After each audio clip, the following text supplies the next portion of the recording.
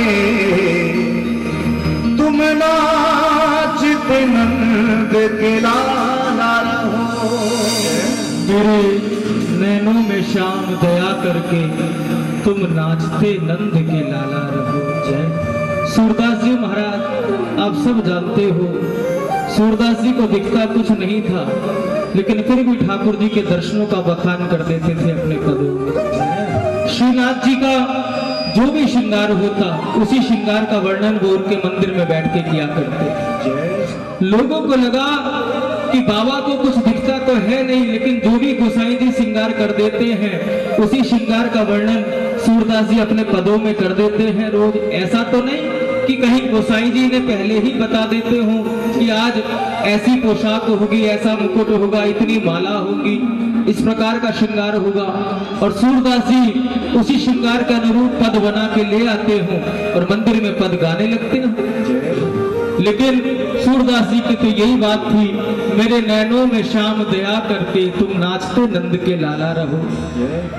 एक दिन लोगों ने कहा भाई सूरदास जी की परीक्षा लेनी चाहिए, और गोसाई जी के पास गए और गोसाई जी से कहा, गोसाई जी है तो अपराध ही किसी भक्त की परीक्षा लेना, लेकिन हम केवल इतना जानना चाहते हैं कि क्या वास्तव में सूरदास जी को दर्शन होते हैं या उन्हें पहले कोई बता जाता है कि आज श्रृंगार ऐसा होगा, वो उसी श्रृंगार का वर्णन करने लगते हैं। गोसाई विठलनाथ जी ने कहा भाई है तो अपराध, लेकिन क्या किया जाए, क्या करना कुछ नहीं है आपको।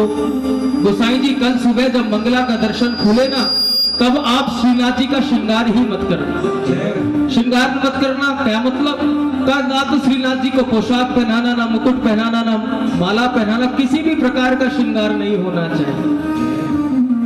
गोसाई जी ने कहा ठीक है भाई, तुम आजमा के देख लो। अगले दिन दर्शन खुलने का समय हुआ, सूरदास जी भी पहुंचे हैं श्रीनाथ जी के मंदिर में, भक्त वृंद भी पहुंचे हैं, और आज भक्त कहते हैं बाबा आज की कैसी शोभा बनी होगी श्रीनाथ जी की, जरा वर्णन तो करो, दर्शन खुलने वाला है। और श्रीनाथ जी नेत्र बंद करे मुस्कुरा रहे हैं, हंस रहे हैं।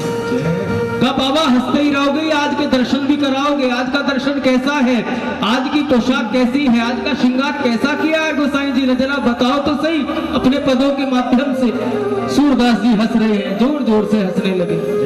पर्दा खुला, ठाकुर जी का दर्शन सब कर रहे हैं, और लोगों ने कहा बाबा अब तो दर्शन भी खुल गया, पर्दा भी हट गया, अब तो बताओ आज का श्रृंगार कैसा है। सूरदास जी ने कहा अरे अगर सुनना ही चाहते हो तो सुन लो, बाकी तो मुझे कहते हुए भी लज्जा आ रही है। लज्जा कैसी, का सुनो, आज हरि देखे नंगम नंगा, आज हरि देखे नंगम नंगा, सागर सुता गले बिच सोए, हिये में उठत तरंगा, आज हरि देखे नंगम नंगा। भक्त वृंद नतमस्तक हो गए कि वास्तव में ठाकुर का दर्शन इन नेत्रों से नहीं हृदय की आंखों से होता है। तभी तो सूरदास जी ने कहा था, प्यारे हाथ छुड़ाए जात हो निर्बल जान के मोए, हृदय से जब जाओगे तो सबल जानूंगो तो।